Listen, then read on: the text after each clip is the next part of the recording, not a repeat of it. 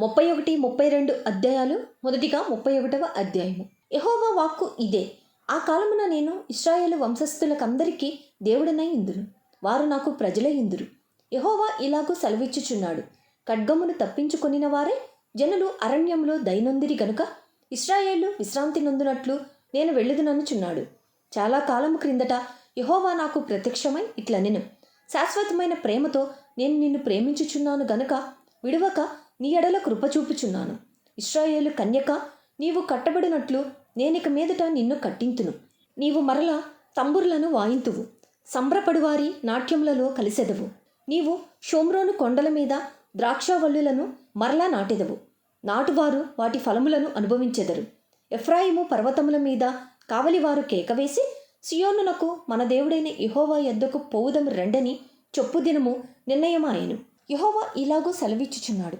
యాకోబును బట్టి సంతోషముగా పాడుడి, రాజ్యములకు శిరస్సగు జనమును బట్టి ఉత్సాహధ్వని చేయుడి, ప్రకటించుడి, స్తుతి చేయుడి. యెహోవా ఇశ్రాయేలులో శేషించిన నీ ప్రజలు రక్షింపుమి అని బతిమాలుడి. ఉత్తర దేశంలో నుండి నేను వారిని రప్పించుచున్నాను.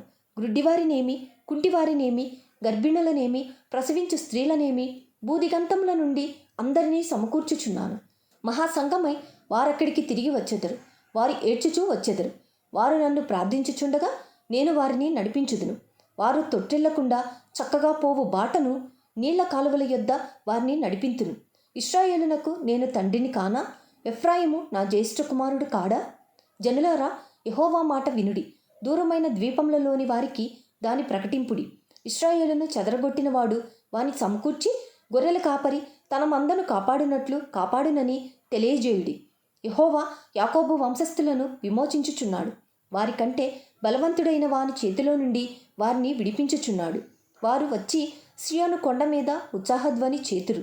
యెహోవా చేయు ఉపకారమును బట్టియు, గోధుమలను బట్టియు, ద్రాక్షారసమును బట్టియు, తైలమును బట్టియు, గొర్రెలకును పశువులకును పుట్టు పిల్లలను బట్టియు సమూహములుగా వచ్చెదరు.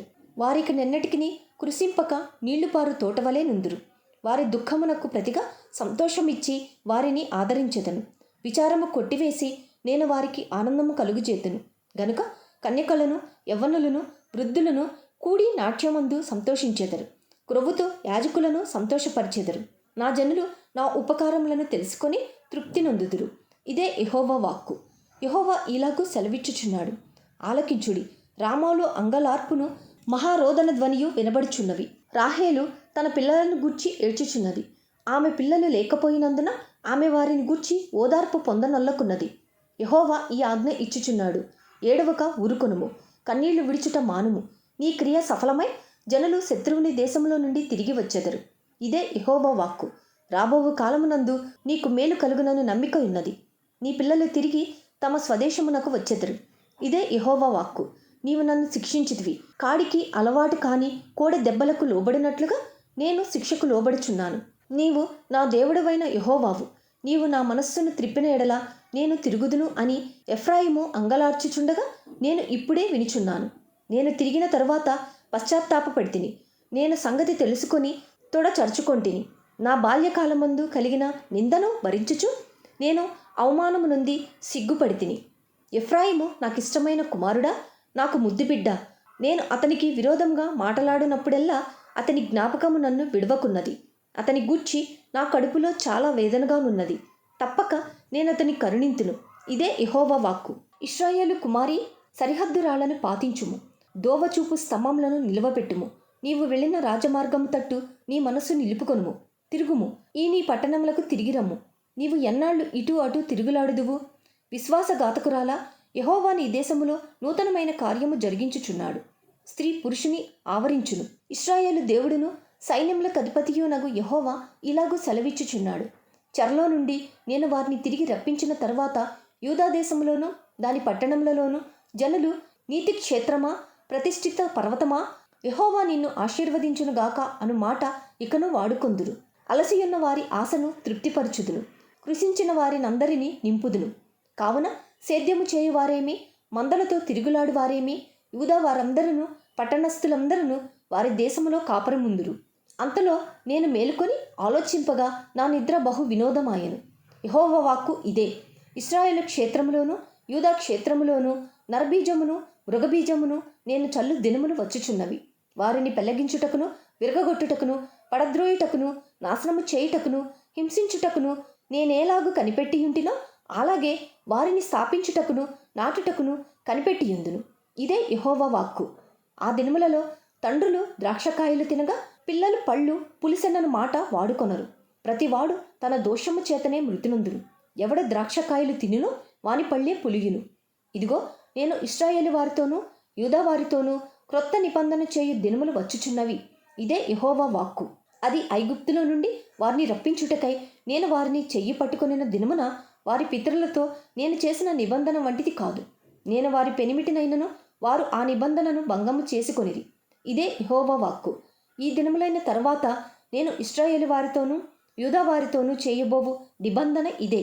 వారి మనస్సులలో నా ధర్మవిధి ఉంచెదను, వారి హృదయము మీద దాని వ్రాసెదను. యెహోవా వాక్కు ఇదే. నేను వారికి దేవుడినై ఉందును, వారు నాకు జనులగుదురు. వారు మరి ఎన్నడూను యెహోవాను గూర్చి బోధ నొందుదము అని తమ పొరుగువారికి గాని తమ సహోదరులకు గాని ఉపదేశము చెయ్యరు. నేను వారి దోషములను క్షమించి వారి పాపములను ఇక నెన్నడూను జ్ఞాపకము చేసుకొనను గనుక అల్పులేమి గనులేమి అందరూ నన్నెరుగుదురు. ఇదే యెహోవా వాక్కు. పగటి వెలుగుకై సూర్యుని రాత్రి వెలుగుకై చంద్ర నక్షత్రములను నియమించువాడను దాని తరంగములు ఘోషించున్నట్లు సముద్రమును రేపువాడునగు యెహోవా ఆ మాట సెలవిచ్చుచున్నాడు. సైన్యములకు అధిపతియగు యెహోవా అని ఆయనకు పేరు. ఆ నియమములు నా సన్నిధి నుండకుండా పోయిన ఎడల ఇశ్రాయేలు సంతతి వారు నా సన్నిధిని ఎన్నడూను జనముగా ఉండకుండా పోవును. ఇదే యెహోవా వాక్కు. యెహోవా సెలవిచ్చినదేమనగా పైనున్న ఆకాశ వైశాల్యమును కొలుచుటయు క్రిందనున్న భూమి పునాదులను పరిశోధించుటయు శక్యమైన ఎడల ఇశ్రాయేలు సంతానము చేసిన సమస్తమును బట్టి నేను వారినందరినీ తోసివేతును. యెహోవా వాక్కు ఇదే.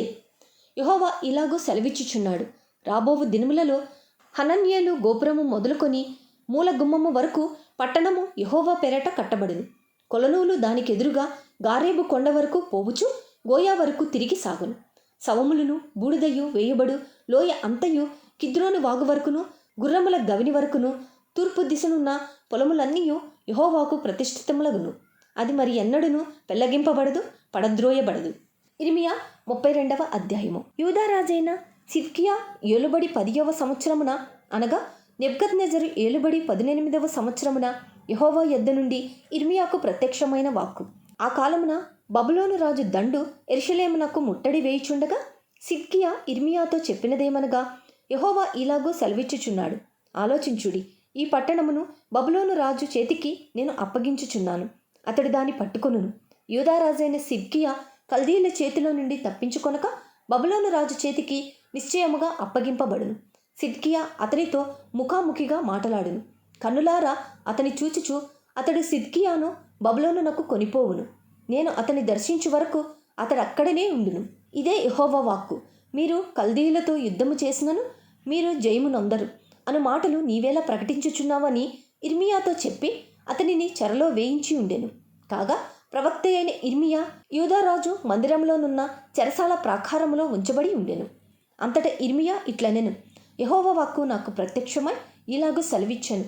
నీ తండ్రి తోడబుట్టిన షల్లూము కుమారుడగు హనయేలు నీ యొద్దకు వచ్చి అనాతోతులోనున్న నా భూమిని కొనుటకు విమోచకుని ధర్మము నీదే, దాని కొనుక్కొనుమని చొప్పును.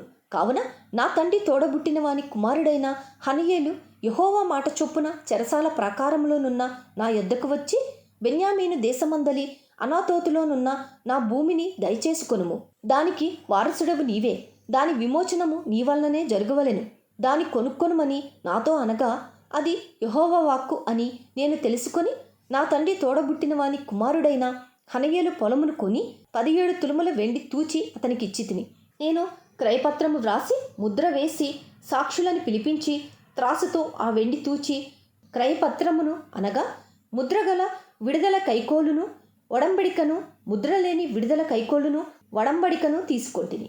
అప్పుడు నా తండ్రి తోడబుట్టిన వాని కుమారుడైన హనయేలు ఎదుటను ఆ క్రయపత్రములో చేవ్రాలు చేసిన సాక్షుల ఎదుటను చెరసాల ప్రాకారములో కూర్చున్న యూదులందరి ఎదుటను నేను మహసేయ కుమారుడగు నేరియా కుమారుడైన బారూకునకు ఆ క్రయపత్రమును అప్పగించి వారి కన్నుల ఎదుట బారూకునకు ఇలాగూ ఆజ్ఞాపించి తిని, ఇశ్రాయేలు దేవుడును సైన్యములకు అధిపతియునగు యెహోవా సెలవిచ్చినదేమనగా, ఈ పత్రములను అనగా ముద్రగల ఈ క్రయపత్రమును, ముద్ర లేని క్రయపత్రమును నీవు తీసుకొని అవి బహుదినములుండునట్లు మంటి కుండలో వాటిని దాచిపెట్టుము.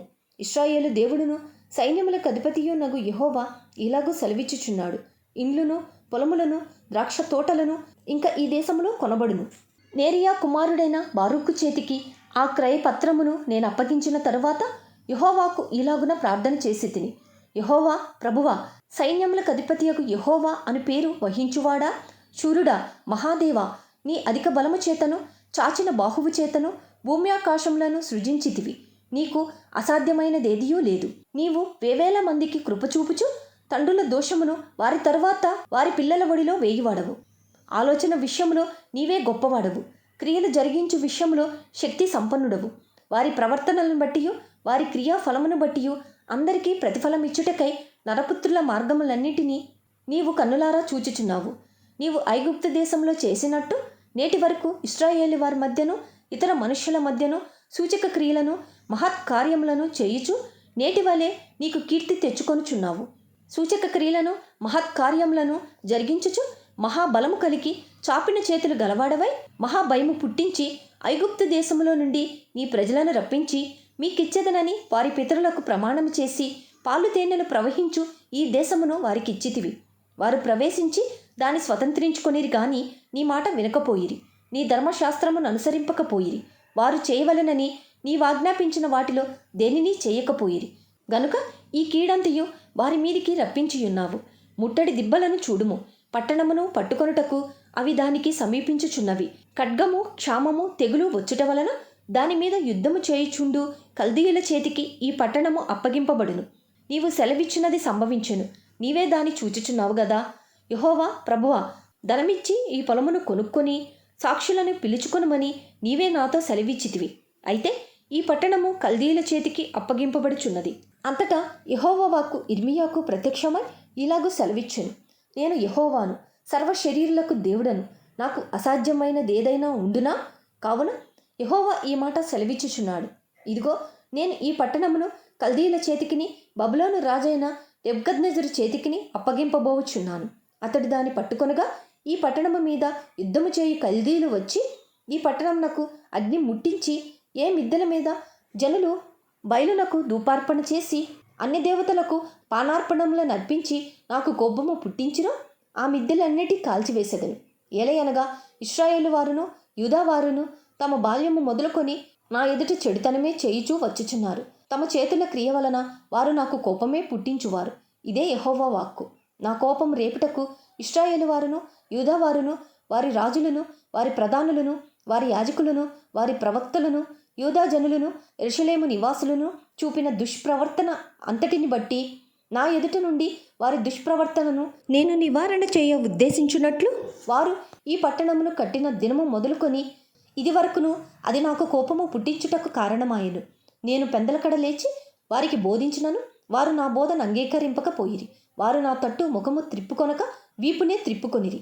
మరియు నా పేరు పెట్టబడిన మందిరమును అపవిత్రపరచుటకు దానిలో హేయమైన వాటిని పెట్టిరి.